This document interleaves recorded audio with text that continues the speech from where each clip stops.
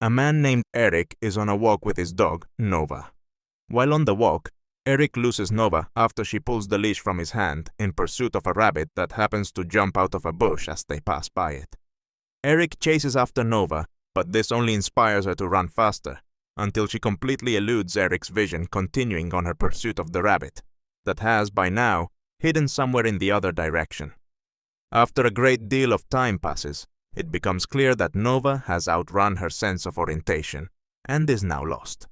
Eric spends the rest of the day and the days following searching for Nova. He notifies neighbors, enlists friends and family to help, puts up signs, and so on. A week goes by. Nova is still missing. Eric is devastated beyond comprehension. He thinks about how horribly unlucky it was that the rabbit jumped out at just the wrong time, his hand positioned just in the wrong place to allow Nova to pull the leash from it. About another week later, a woman shows up at Eric's front door. She has Nova. After Nova and Eric reconnect in a chaotic, heartwarming display of affection, Eric thanks the woman. She introduces herself and tells Eric her name is Vanessa. She's beautiful, and about Eric's same age. Eric and Vanessa talk for a little while and seem to hit it off. In the following weeks, they hang out several times, and things go so well, they soon begin dating. Eric finds her to be absolutely gorgeous, kind, funny, smart, spontaneous. All the right buzzwords for a perfect romantic partner in a story. Soon, Eric and Vanessa fall in love. The relationship is everything one could reasonably hope a relationship to be. Eric thinks about how lucky it was that Vanessa was who happened to be in the right place at the right time to find and return Nova. A couple months go by. Eric is driving on his way to pick up Vanessa. While driving through an intersection, Eric is T-boned at full speed by a driver who distractedly runs a red light coming from the perpendicular side street. Eric is knocked unconscious as he and his car are sent in a thrashing 1080-degree spin. An hour or so later, Eric finds himself in a hospital. A doctor informs Eric of what has happened and explains that he has suffered a severe head injury and that they will need to run some immediate tests as well as a brain scan to determine the severity and if there's any chance of permanent brain damage or internal bleeding, as his consciousness begins to more clearly return to him.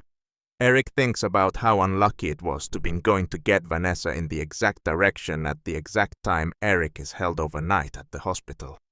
The next day, the doctor comes into Eric's room. The doctor asks. Eric replies. The doctor says. Eric responds. Confused, Eric says the doctor.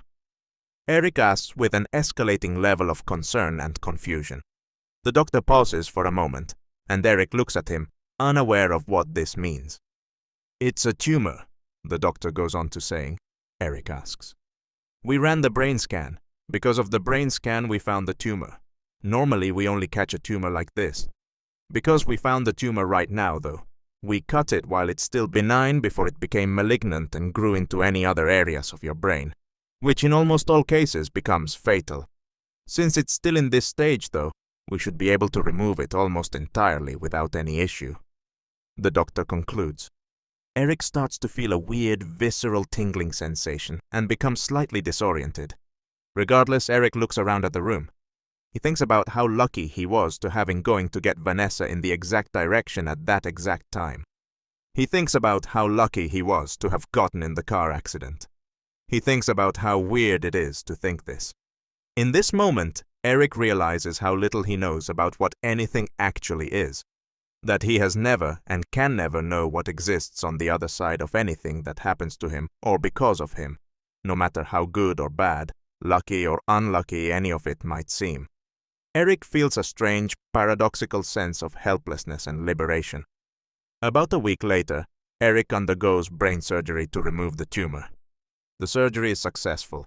Eric is mostly as good as new, with exception to a scar running down the side of his scalp. Several days later, after being released from the hospital, Eric is at home with Vanessa, recovering. To get some fresh air, he takes Nova out for a walk.